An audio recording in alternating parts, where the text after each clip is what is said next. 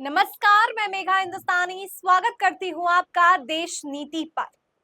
दोस्तों, ईडी को एक बार फिर से निष्पक्षता के मुद्दे पर फटकारा गया है सुप्रीम कोर्ट के द्वारा। सुप्रीम कोर्ट ने कहा है कि आपने अमानवीय तरीका अपनाया है और निष्पक्षता तो रखा ही नहीं और साथ में दस्तावेज पर भी जो है आपने छुपाने का काम किया है, दस्तावेज भी नहीं दिखाया है जिस पर आरोप लगा है। तो ये काफी ज्यादा जो है कॉम्प्लेक्स मामला है। इसको थोड़ा सा जटिल को थोड़ा सा आपके लिए सीधा करके सरल करके स्पष्ट करते हैं। शुरुआत करते हैं द वायर की खबर से। इसमें लिखा है, सुप्रीम कोर्ट ने आरोपी को मामले से जुड़े दस्तावेज न दिखाने के लिए ईडी को फटकार लगाई है। सुप्रीम कोर्ट ने ईडी से सवाल किया है कि कोई आरोपी जमानत मांगते समय अपना बचाव कैसे कर सकता है यदि उसके पास वे दस्तावेज ही नहीं है जो उसके पक्ष में है।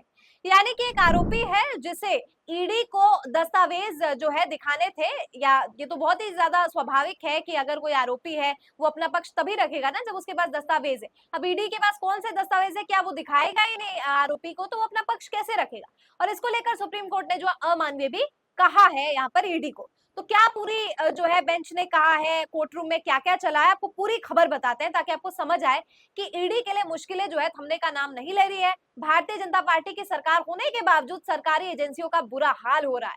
सुप्रीम कोर्ट न्यायिक व्यवस्था काफी ज्यादा सख्त हो गई है और इस सख्त रवैये से अब ईडी की जो है टाइट फिस हो गई। तो कोर्ट रूम में क्या कुछ हुआ देखिए। कोर्ट रूम एएसजी राजू और जजों के सवाल जवाब। जस्टिस अमानतुल्लाह कहते हैं कि आरोपी को केवल तकनीकी आधार पर दस्तावेज देने से मना किया जा सकता है। सब कुछ पारदर्शी, आखिरकार ट्रांसपेरेंट क्यों नहीं हो सकता।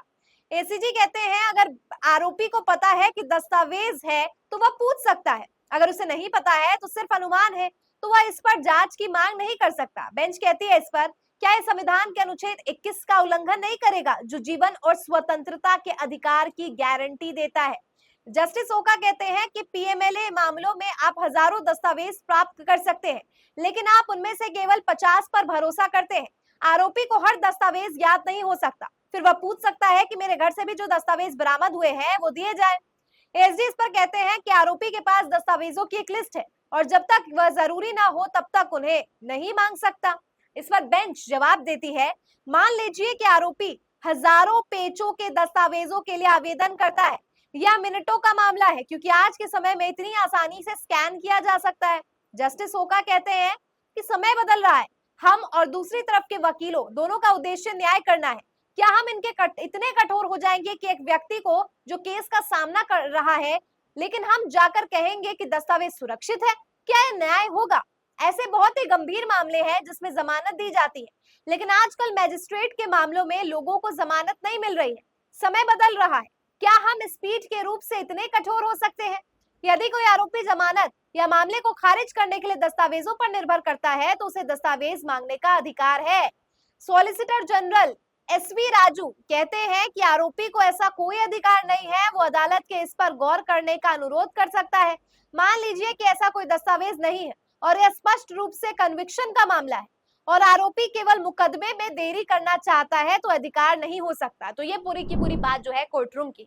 लेकिन आपको बता दें कि कैसे सुप्रीम कोर्ट ने, कैसे बेंच ने, कैसे जज ने ये बात कही है कि अनुच्छेद 21 का उल्लंघन किया जा रहा है, स्वतंत्रता का उल्लंघन किया जा रहा है। इससे आप साफ तौर पर समझ सकते हैं कि भारतीय जनता पार्टी अपनी सरकार होने के बावजूद सरकारी एजेंसियों का प्रयोग तो कर पाती है, लेकिन जब सरकारी एजेंसी फंस जाती है तो कहीं पर भी सत्ता पक्ष नजर नहीं आता। इसी के संबंधित एक और खबर देखिए, 9 अगस्त को सुप्रीम कोर्ट ने मनीष सिसोदिया को जमानत दी थी। 28 अगस्त को सुप्रीम कोर्ट ने कहा था कि बेल नियम है और जेल एक अपवाद है। Jail is an exception and bail is a rule. ये बहुत कड़ी टिप्पणी, सख्त टिप्पणी की थी। मनी लॉन्ड्रिंग का मामला है, ये कोई इतना बड़ा गंभीर आरोप नहीं है। तो मनी लॉन्ड्रिंग के आरोप में अगर कोई आरोपी है तो उसे पूरा अधिकार है कि वो अपने दस्तावेजों को देख सके, जिन दस्तावेजों के आधार पर वो बेल मांग सकता है। तो इतनी कड़ी, इतनी सख्ती क्यों पेश की जा रही है कि उसको दस्तावेज तक नहीं दिए जा रहे हैं। ऐसा तो नहीं है कि दस्तावेज उसे मिलेगा तो वो जेल के बाहर हो जाएगा, उसको रिहाई मिल जाएगी, लेकिन उसको एक आधार मिलेगा कि वो अपना पक्ष रख सके। तो पक्ष भी क्यों नहीं रखने दिया जा रहा है। ईडी को इतना क्या डर है, किस बात का डर है। तो इस अमानवीय ढांचे, अमानवीय कृत के ऊपर जो है ईडी को सुप्रीम कोर्ट फटकारती है। देखिए हिंदुस्तान की खबर है, लिखा है शराब घोटाले में सुप्रीम कोर्ट ने निष्पक्षता पर सीबीआई ईडी को सुना डाल। याद होगा आपको कि सुप्रीम कोर्ट ने जब मंगलवार को दिल्ली के कथित शराब घोटाले के आरोपी के कविता को जमानत दी थी, तब सर्वोच्च न्यायालय ने जांच की निष्पक्षता पर सवाल उठाए थे और ईडी और सीबीआई को फटकार भी लगाई थी। इससे पहले मैंने आपको नवभारत टाइम्स की एक खबर बताती हूँ, जो मैंने आपको पिछली वीडियो में भी बताया था कि कैसे पिंजड़े का तोता से पिक एंड चूज तक सीबीआई ईडी को सुप्रीम कोर्ट बार बार क्यों सुना रहा है। मतलब अलग अलग तरीके से यहाँ पर सुप्रीम कोर्ट बार बार जो है ईडी को सुना रहा है। कभी ये कह रहा है कि आप निष्पक्ष नहीं है, कभी मानवाधिकार का हनन हो रहा है, तो कभी ये आरोप लगाया जाता है, ये सख्त टिप्पणी की जाती है कि आप जो है पिंजड़े का तोता है। पिंजड़े का तोता है नहीं, सरकारी एजेंसियां भारतीय जनता पार्टी के इशारों पर चलती है। फिर उसके बाद कहा गया था कि आप पिक एंड चूज करके जो केसेस ले रहे हैं, मतलब अगर दो आरोपी है उसमें से एक व्यक्ति को आप पक्ष ले रहे हैं और दूसरे को जो है आप सेम आरोप में आप उसका पक्ष भी नहीं ले रहे, आप उसका जो दस्तावेज भी नहीं प्रेजेंट कर रहे, मतलब पिक एंड चूज करके आप जो है पूरी की पूरी कार्यवाही कर रहे हैं। तो समझने वाली यहाँ पर ये बात है कि सरकार कितनी ज्यादा बेबस हो गई है, या बेबस भी हो गई है, या उन्हें फर्क ही नहीं पड़ता कि सरकारी एजेंसियों का फटकार लगे तो लगे, इसमें सरकार का क्या जाता है।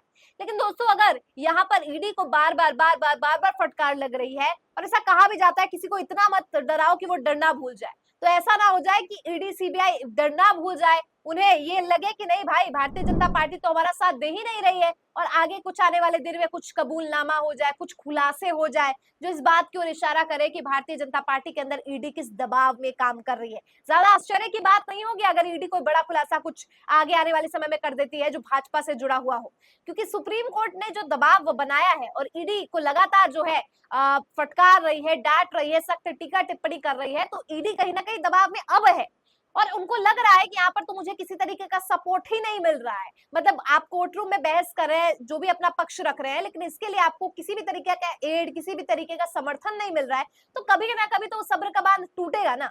और आज इस खबर पर चर्चा हमने इसीलिए की है ताकि आपको बता सके कि कैसे ईडी पे न केवल दबाव है बल्कि कितनी ज्यादा जो मानवाधिकार है, मैं कहूँ कितनी ज्यादा गिर चुकी है आज हमारी सरकारी एजेंसियां, कि अगर कोई बेल मांगना चाह रहा है, कोई बेल पर संबंधित जो कोर्ट रूम में बहस चल रही है उसकी बेल को लेकर, तो उसको एक दस्तावेज तक नहीं दिखाए जा रहे हैं जो उसके ही बेल का आधार बन सकता है। इतनी निर्मम और इतनी ज्यादा लो लेवल पे आज हम आ चुके हैं। सीबीआई और ईडी का काम होता है गलत चीजों को जो है पर्दाफाश करना, ऐसा नहीं कि आप गलत चीजों का जो है पक्ष लेते चले जाए। तो आज ये स्थिति किसकी वजह से हुई? आज से 10 साल पहले देखेंगे तो ईडी सीबीआई इस तरीके का रुख नहीं अपनाती थी।